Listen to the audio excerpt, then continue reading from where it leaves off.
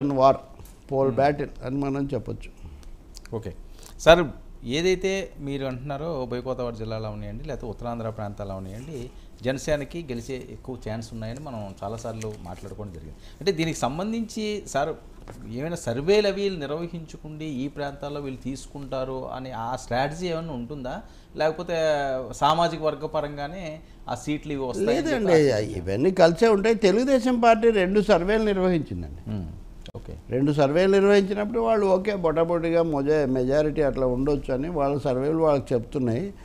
BJP కలిసి పొత్తు కుదిరి సభల తర్వాత 3వ సర్వే ఇప్పుడు జరుగుతుంది.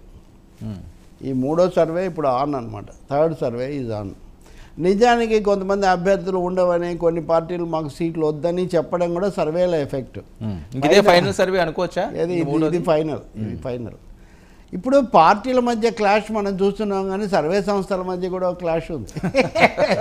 ఇప్పుడు కేసీఆర్ ఆయన ఎవరో సర్వే చేసి దాన్ని బట్టి దెబ్బతిన్నాడని ఇలా చెప్పేవాళ్ళు కదా.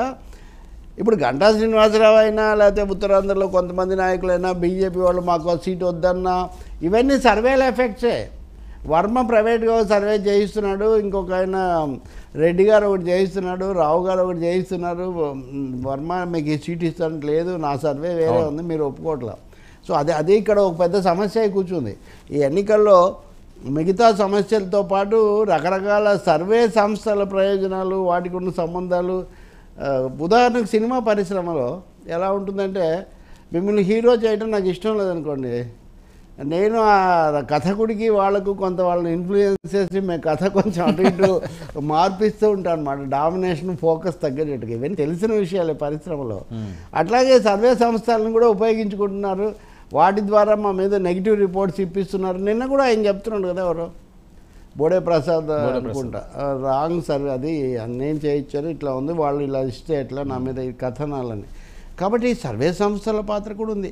వీటి అన్నిటికీ ఒకటే క్వశ్చన్, ఒకటి విధానపరంగా మేము ఇలాగే కట్టుబాటు ఉండాలి, నిబద్ధంగా ఉండాలి, ప్రజలతో ఉండాలనేది లేకపోవటం, ఏదైతే ఉంది నాది నాకు జరగాలి అనేది రావటం, దానివల్ల ఈ పరిస్థితి వచ్చింది.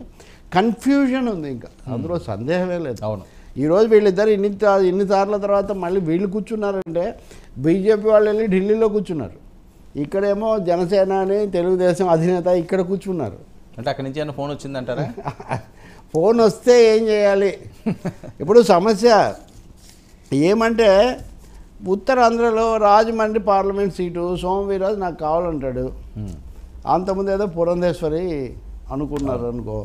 ఇప్పుడు ఇలాంటివి చాలా సమస్యలు ఉన్నాయి.